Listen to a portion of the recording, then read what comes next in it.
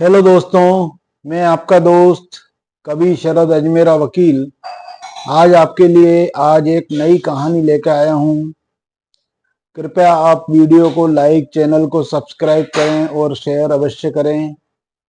धन्यवाद। यह कहानी उत्तर प्रदेश की शरणगढ़ तहसील में, जहाँ के हम लोग रहने वाले हैं, वहाँ हमारा घर है। मेरे पापा ऑटो चलाते हैं। मेरा विवाह वहीं के तहसीलदार साहब से हुआ है और मैं वहीं के एक सरकारी कॉलेज में प्रोफेसर की नौकरी करती हूँ। नौकरी सरकारी है। हमारा अच्छा खासा खाता पीता घर है। मेरे परिवार में मेरी सास है, मैं और मेरे पति और मेरे बच्चे हैं। रक्षाबंधन की छुट्टी मनाने में अपने भाई के घर गई हुई थी और आज वापस आ रही थी। 5 दिन की छुट्टियां बिताकर जब ससुराल पहुंची तो पतिदेव मेरे घर के सामने स्वागत में खड़े हुए थे। जब मैंने अंदर प्रवेश किया तो एक छोटे से गैराज में चमचमाती हुई गाड़ी खड़ी थी। गाड़ी थी मारुति की स्विफ्ट डिजायर। मैंने आंखों ही आंखों में पति से प्रश्न किया तो उन्होंने गाड़ी की चाबियां थमाकर कहा, कल से तुम इस गाड़ी में कॉलेज जाओगी प्रोफेसर साहिबा। Oh my God! खुशी इतनी थी कि मुंह से कुछ निकला ही नहीं। बस जोर और भावावेश में मैंने तहसीलदार साहब को एक जोरदार झप्पी दे दी और अमर बेल की तरह उनसे लिपट गई। उनका गिफ्ट देने का तरीका भी अजीब हुआ करता है। सब कुछ चुपचाप और अचानक ही कर लेते हैं। खुद के पास उनके पुरानी इंडिगो गाड़ी है और मेरे लिए और भी महंगी गाड़ी खरीद कर ले आए हैं। 6 साल की शादीशुदा जिंदगी में इस आदमी ने न जाने कितने गिफ्ट दिए हैं। गिनती करती हूँ तो थक जाती हूँ। ईमानदार है, रिश्वत नहीं लेते हैं, मगर खर्चीले इतने हैं कि अगर उधार पैसे लेकर भी गिफ्ट लेना पड़े तो ले आते हैं। लंबी सी झप्पी के बाद मैं अलग हुई तो गाड़ी का निरीक्षण करने लगी। मेरा पसंदीदा कलर था। बहुत ही गाड़ी सुंदर थी। फिर मेरी नजर उस जगह गई जहां मेरी स्कूटी खड़ी रहती थी। हठात वो जगह तो खाली पड़ी हुई थी। मैंने पूछा, स्कूटी कहाँ है? बेच दी मैंने। क्या करना अब उस जुगाड़ का? पार्किंग में इतनी जगह भी नहीं है। मुझसे बिना पूछे बेच दी तुमने। एक एक स्कूटी ही तो थी, पुरानी सी। गुस्सा क्यों होती हो?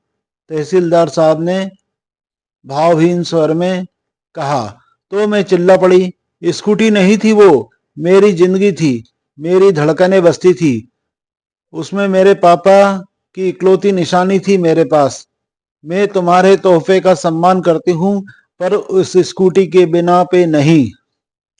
मुझे नहीं चाहिए तुम्हारी गाड़ी।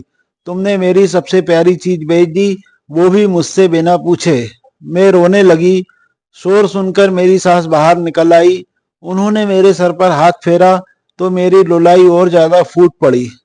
उन्होंने धीरे से पुचकार कर मुझसे कहा, रो मत बेटा, मैंने तो इससे पहले ही कहा था कि एक बार बहू से पूछ ले, मगर बेटा बड़ा हो गया है, तहसीलदार हो गया है, माँ की बात कहाँ सुनेगा।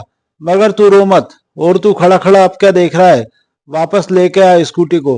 तहसीलदार साहब गर्दन झुकाए आए मेरे पास। रोते हुए कभी नहीं देखा था मुझे। पहले प्यार से जो इंतहा करते हैं मुझसे। यातना भरे स्वर में बोले, सॉरी यार, मुझे क्या पता था वो स्कूटी तेरे दिल के इतने करीब है। मैंने तो कबाड़ी को बेचा है सिर्फ 7,000 रुपए में। वो मामूली पैसे भी मेरे किस काम के थे। यूं ही बेच दिया मैंने। गाड़ी मिलने के बाद उसका तुम क्या करोगी? तुम्हें खुशी देना चाहिए थी, आंसू नहीं। अभी जाकर लाता हूँ। और फिर वो चले गए। अपने कमरे में आकर बैठ गई, जड़वत सी। पति का भी क्या दोष था? हाँ, एक दो बार उन्होंने पहले भी कहा था कि इसे बेचकर नई ले लो।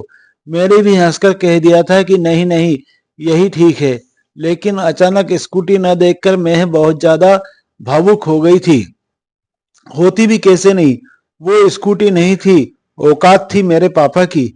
जब मैं कॉलेज में थी तब मेरे साथ पढ़ने वाली एक लड़की नई स्कूटी लेकर कॉलेज आई थी। सभी सहेलियां उसे बधाई दे रही थी। तब मैंने उससे पूछा, कितने की ली है? तो उसने तपाक से जो उत्तर दिया, उसने मेरी जान ही निकाल दी थी। कितने की भी हो, तेरी और तेरे पापा की औकात से बाहर है। अचानक मैंने पैरों में जान नहीं रही थी। सब लड़कियां वहां से निकल गई थी, मगर मैं वहीं बैठी रह गई थी। किसी ने मेरे हृदय का दर्द नहीं देखा था। मुझे कभी यह एहसास भी नहीं हुआ था कि वे सब मुझे अपने से अलग समझती हैं, गरीब समझती हैं। मगर उस दिन लगा कि मैं उनमें से नहीं हूँ। घर आई तब भी अपनी उदासी छुपा नहीं पाई। माँ से लिपट कर रोने लगी थी। माँ को बताया तो माँ ने बस इतना ही कहा, छिछोरी लड़कियों पर ज्यादा ध्यान मत दे, पढ़ाई पर ध्यान दे, पढ़ाई कर बेटा। रात को पापा जब घर पर आई तब उनसे भी मैंने पूछ लिया, पापा हम गरीब हैं क्या? तब पापा ने सर पे हाथ फिराते हुए कहा, हम गरीब नहीं हैं बिटिया, बस जरा सा हमारा वक्त गरीब चल रहा है। फिर अगले दिन भी मैं कॉलेज नहीं गई। ना जाने क्यों दिल नहीं था। शाम को पापा जल्दी ही घर आ गए और जो लाए थे वो उतनी बड़ी खुशी थी मेरे लिए कि शब्दों में मैं बयान नहीं कर सकती थी। एक प्यारी सी स्कूटी थी, तितली सी, सोन चिड़िया सी, नहीं नहीं, एक सफेद परी सी थी वो मेरे सपनों की उड़ान थी, वो मेरा उड़न खटोला थी, मेरी जान थी वो। सच कहूं तो उस रात मुझे नींद नहीं आई थी। मैंने पापा को कितनी बार थैंक यू बोला याद नहीं है। स्कूटी कहाँ से आई, पैसे कहाँ से आए, यह भी नहीं सोच सकी ज्यादा खुशी में। फिर 2 दिन मेरा प्रशिक्षण टला।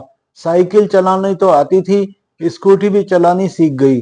5 दिन बाद कॉलेज पहुंची, अपने पापा की औकात के साथ, एक राजकुमारी की तरह, जैसे अभी स्वर्ण जड़ित रथ से उतरी हो।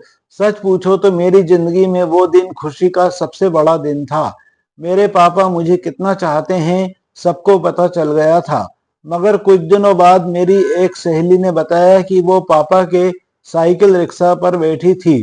तब मैंने कहा, नहीं यार, तुम किसी और के साइकिल रिक्शा पर बैठी होगी। मेरे पापा तो उनका खुद का टेम्पो है। मगर अंदर ही अंदर मेरा दिमाग झंझना उठा था। क्या पापा ने मेरी स्कूटी के लिए टेम्पो भेज दिया था और 6 महीने से ऊपर हो गए थे, मुझे पता भी नहीं चला। पापा शाम को जब घर आए तो मैंने उन्हें गौर से देखा। आज इतने दिनों बाद फुर्सत से देखा तो जान पाई कि पापा बहुत दुबले हो गए हैं और बहुत कमजोर से लग रहे थे, वरना ध्यान से देखने का कभी वक्त ही नहीं मिलता था।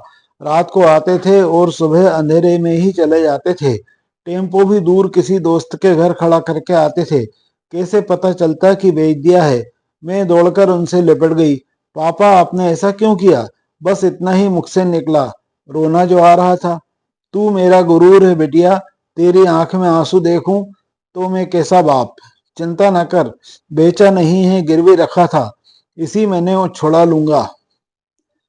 आप दुनिया के बेस्ट पापा हो, बेस्ट से भी बेस्ट हो। इसे सिद्ध करना जरूरी कहाँ था? मैंने स्कूटी मांगी कब थी? क्यों किया आपने ऐसा? 6 महीने से पैरों से सवारियां ढोई आपने। ओह पापा, आपने कितनी तकलीफ झेली है मेरे लिए। मैं पागल, कुछ समझ ही नहीं पाई और मैं दहाड़े मार मार कर रोने लगी। फिर हम सब जो रोने लगे, मेरे दोनों छोटे भाई, मेरी मम्मी भी। पता नहीं कब तक रोते रहे। वो स्कूटी नहीं थी मेरे लिए, मेरे पापा के खून से सींचा हुआ उड़न खटोला था मेरा, और किसी कबाड़ी को बेच दिया। दुख तो होगा ही। अचानक मेरी तंद्रा टूटी। एक जानी पहचानी सी आवाज कानों में पड़ी थी। फट फट फट फट करके मेरा उड़न खटोला मेरे पतिदेव यानी तहसीलदार साहब चला कर ला रहे थे। और चलाते हुए वे एकदम बुद्धू लग रहे थे, मगर प्यारे से बुद्धू। तो दोस्तों, ये कहानी आप लोगों को कैसी लगी? कृपया आप कमेंट करके बताएं, वीडियो को लाइक करें और चैनल को सब्सक्राइब भी करें। धन्यवाद, शुक्रिया, मेहरबानी। कल फिर मिलेंगे एक नई कहानी के साथ।